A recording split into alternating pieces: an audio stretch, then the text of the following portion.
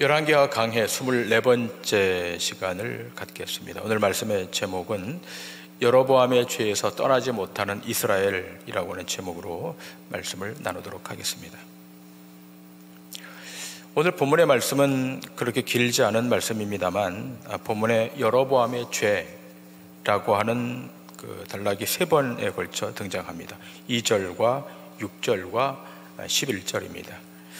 아시다시피 이스라엘이 남과 북으로 갈라질 때 이스라엘의 분열을 주도했던 자가 북이스라엘의 초대 왕인 여로보암 왕입니다. 에브라임 사람 느밧과 스루아 사이에서 태어났고 아비야와 나답을 낳게 됩니다. 솔로몬 휘하에서 신임을 받았던 유능한 신복이었습니다. 선지자 아이야로부터 10지파의 왕이 될 것이라 라고 하는 예언을 듣게 되고 왕을 꿈꾸게 됩니다.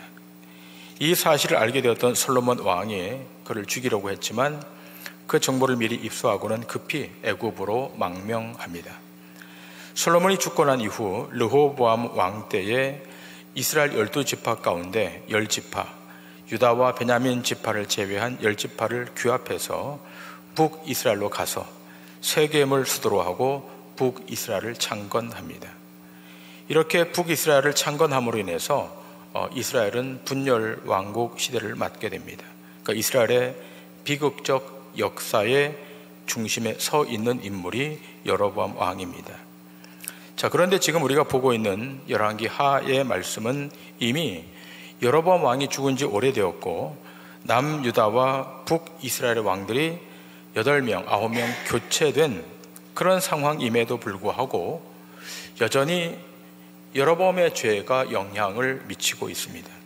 그래서 오늘 강의 말씀은 도대체 여로보암의 죄가 무엇인지, 그리고 오늘을 살아가는 우리가 어떻게 해야 이러한 죄의 폐해에서 벗어나서 거룩한 삶을 살아갈 수 있는지에 대해서 말씀을 통해서 교훈을 받도록 하겠습니다. 먼저 1절부터 4절의 말씀 함께 보시겠습니다. 유다의 왕 아하시아의 아들 요아스의 제23년에 예후의 아들 여호아하스가 사마리아에서 이스라엘 왕이 되어 17년간 다스리며 여호와 보시기에 악을 행하여 이스라엘에게 범죄하게 한 느밧의 아들 여로보암의 죄를 따라가고 거기서 떠나지 아니하였으므로 여호와께서 이스라엘에게 노하사 늘 아람 왕 하사엘의 손과 그의 아들 벤하닷의 손에 넘기셨더니 아람 왕이 이스라엘을 학대함으로 여호아하스가 여호와께 간구하며 여호와께서 들으셨으니 이는 그들이 학대받음을 보셨음이라. 자, 남유다의 왕 아하시아의 아들 요아스 23년에 북이스라엘은 예후의 아들 여호아하스가 왕이 되어서 17년간을 통치합니다. 여러분에게 이미 나눠드린 남북 왕조사표를 참조하시면 좋겠습니다.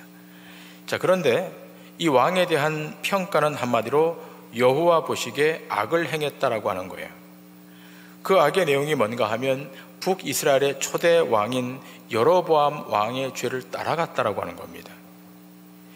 이미 북이스라엘의 왕조가 반역과 반역으로 적어도 7번 바뀌지 않았습니까?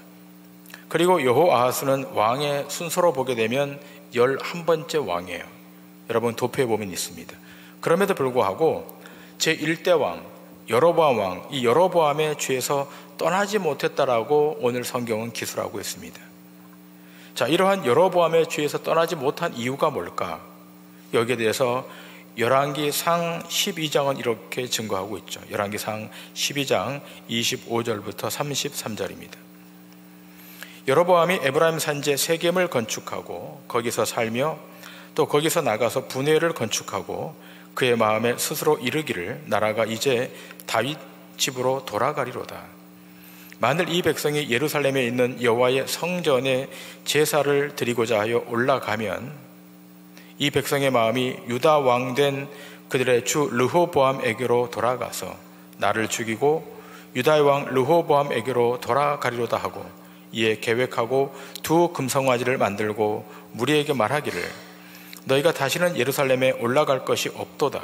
이스라엘아, 이는 너희를 애굽 땅에서 인도하여 올린 너희의 신들이라 하고 하나는 베델에 두고 하나는 단에 둔지라. 이 일이 죄가 되었으니 이는 백성들이 단까지 가서 그 하나에게 경배함이더라. 그가 또 산당을 짓고 레위 자손 아닌 보통 백성으로 제사장을 삼고 8째 달 곧 그 달 15째 날로 절기를 정하여 유다의 절기와 비슷하게 하고 제단에 올라가되 베델에서 그와 같이 행하여 그가 만든 송아지에게 제사를 드렸으며 그가 지은 산당의 제사장을 베델에서 세웠더라.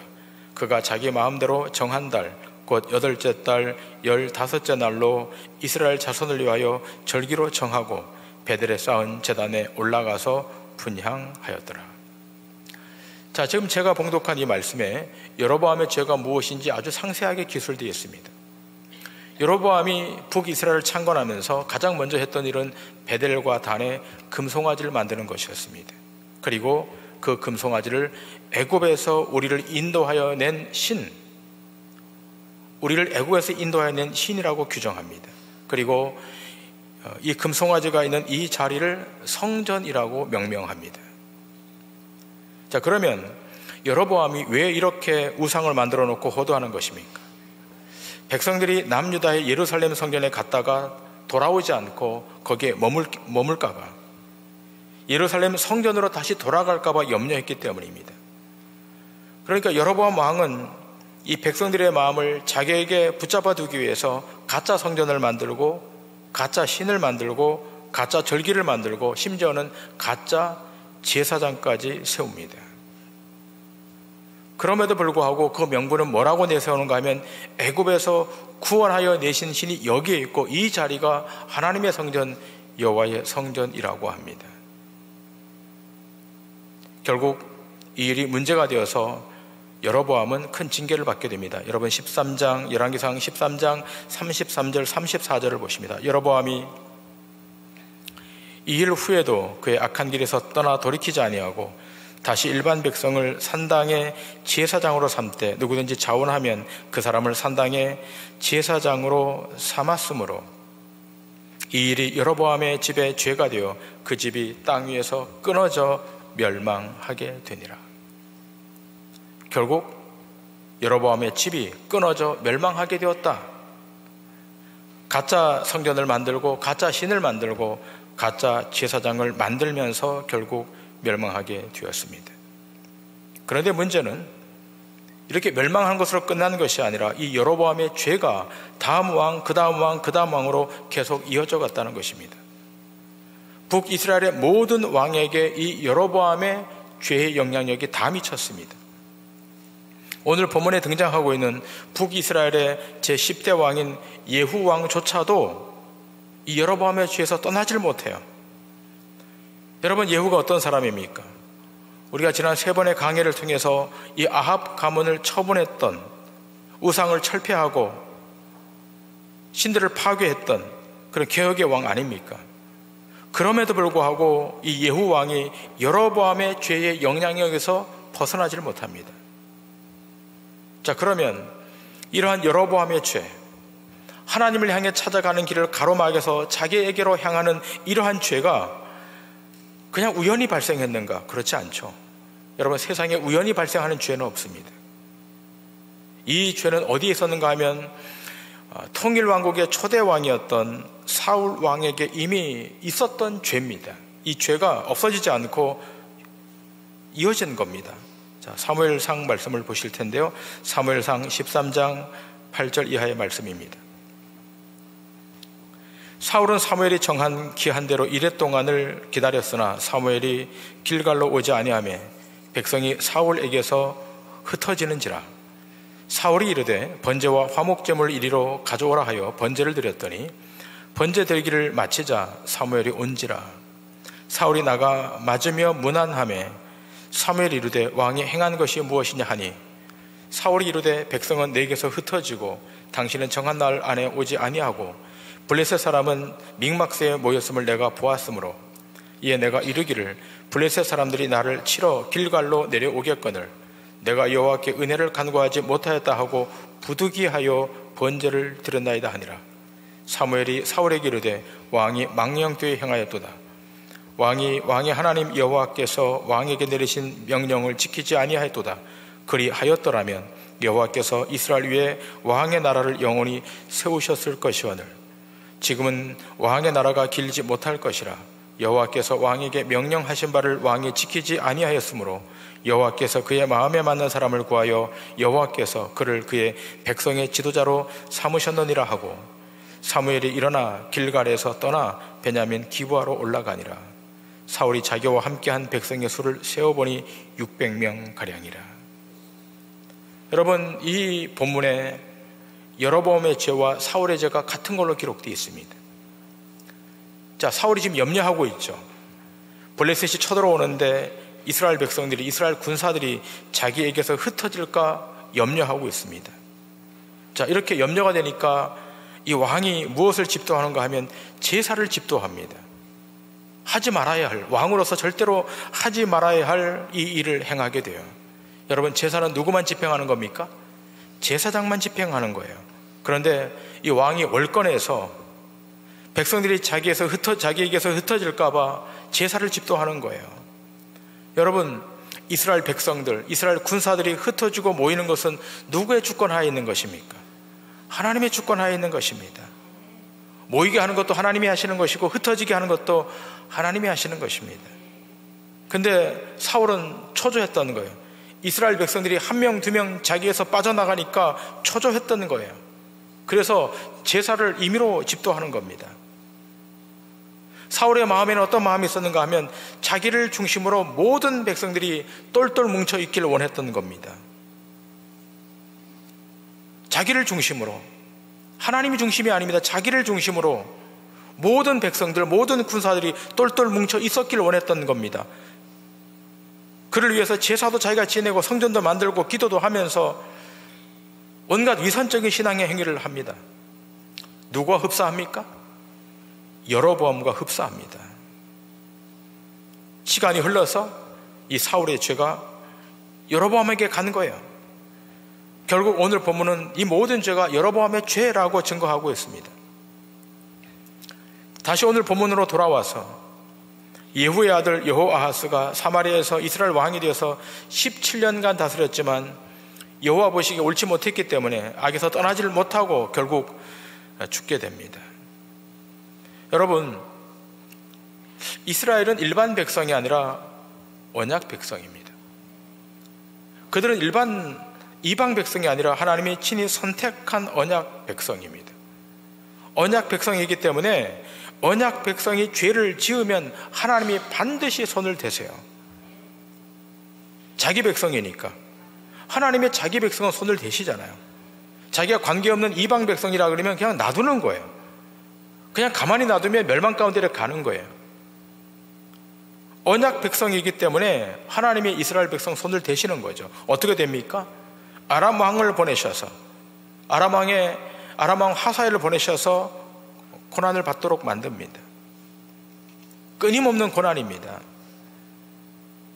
자, 그런데 이렇게 고난을 받게 되니까, 학대를 받게 되니까 하나님 앞에 다시 간구하죠. 또 하나님께서 그들의 기도를 들으시고 학대받음을 보시고 그들의 간구에 응답하시죠. 오늘 본문 5절에 이렇게 되어 있죠. 여호와께서 이에 구원자를 이스라엘에게 주심에 이스라엘 자손이 아람 사람의 손에서 벗어나 전과 같이 자기 장막에 거하였으나. 자, 하나님께서 구원자를 이스라엘 백성에게 주셨어요. 그래서 아람 사람의 손에서 벗어났습니다. 자, 이렇게 벗어나니까 어디에 거하는가 하면 장막에 거했다. 이 장막은 단순한 장막이 아니라 예배할 수 있는, 제사할 수 있는 그런 장막이죠. 자, 중요한 것은 무엇입니까? 5절 끝부분에 이렇게 되어 있죠. 전과 같이 자기 장막에 거하였으나. 그냥 거하였다 이렇게 되면 좋을 텐데 거하였으나라고 되어 있습니다. 무엇을 암시하고 있는 거예요?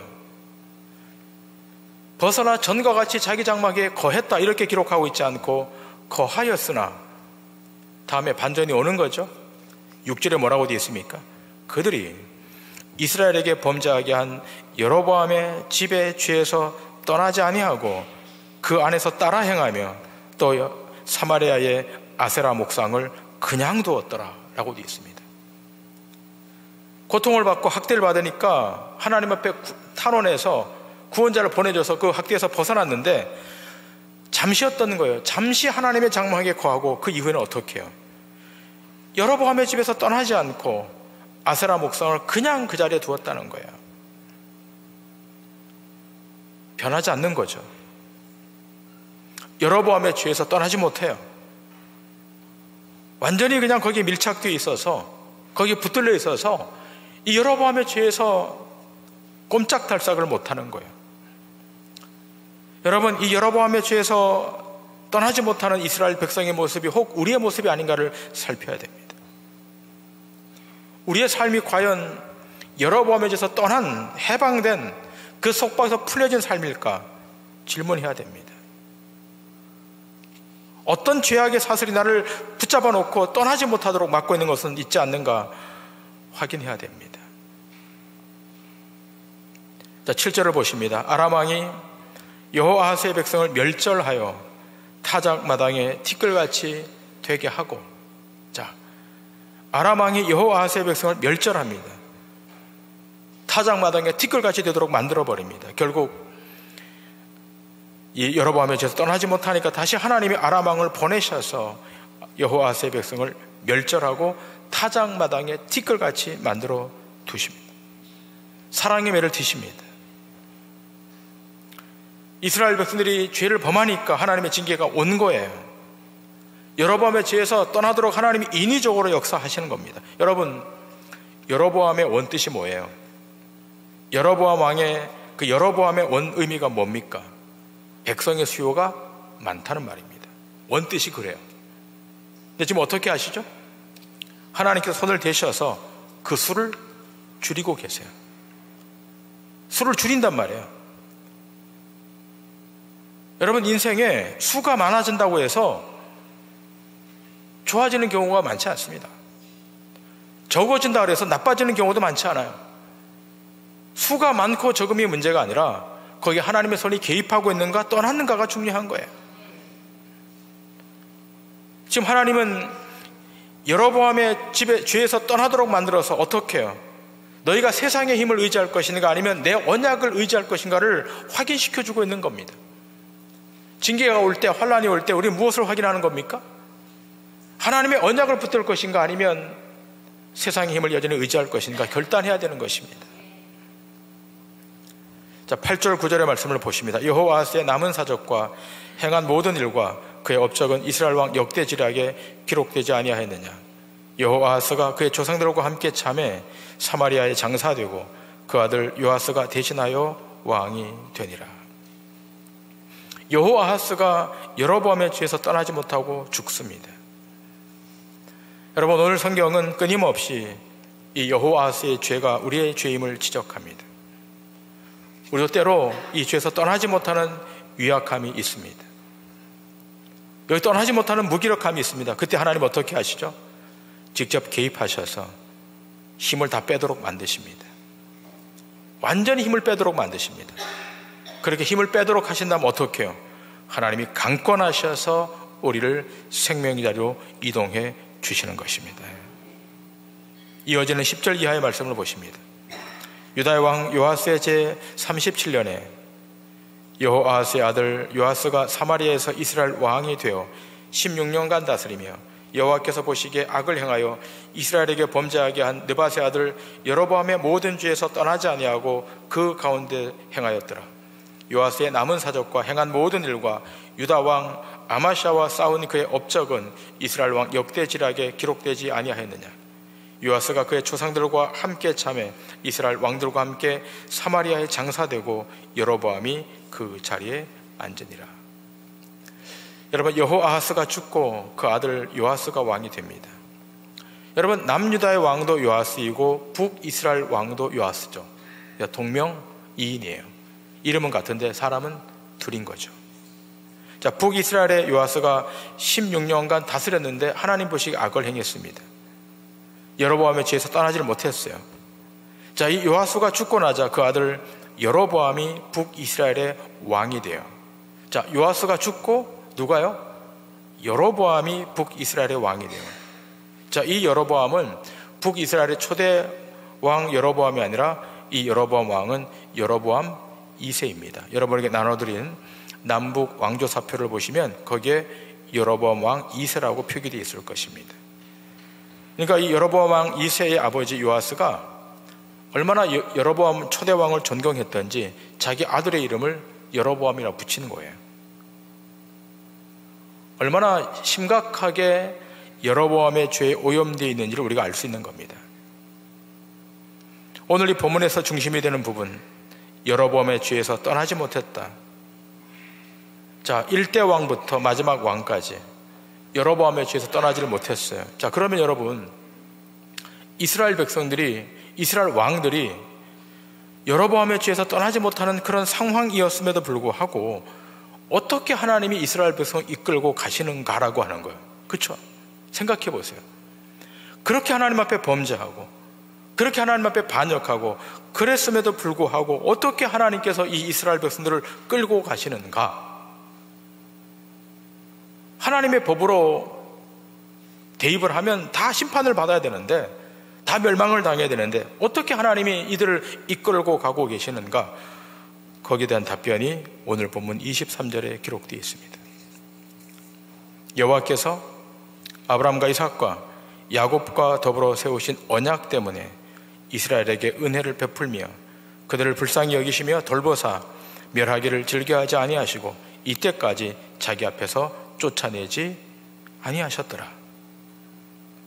놀라운 말씀입니다.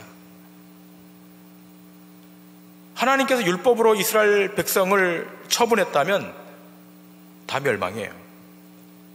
법으로 들이대시면 한 명도 살아남을 수가 없어요. 그런데 오늘 본문에 뭐라고 기록되어 있는가 하면 여호와께서 아브라함과 이삭과 야곱과 더불어 세우신 언약 때문에 이스라엘에게 은혜를 베풀며, 하나님 편에서 보면 얼마나 답답할까요? 아니, 내가 선택한 하나님의 백성들이, 자기 백성들이 끊임없이 죄를 짓는 거예요. 끊임없이 우상을 만들어요. 끊임없이 하나님에서 돌아섭니다. 하나님의 심판이 와도 100번은 1000번은 와야 되는데 멸절돼도 수십 번은 멸절되었을 텐데 하나님이 끊임없이 끌고 가잖아요. 왜 끌고 가는 겁니까? 그 이유가 뭡니까? 아브라함과 이삭과 야곱과 더불어 세우신 언약 때문에 이스라엘에게 여전히 은혜를 베풀어 주시는 거예요. 은혜가 공급되고 있었습니다. 무엇 때문에? 언약 때문에. 놀라운 축복입니다. 여러분, 우리는 구약을 율법으로 보는 경향이 강해요.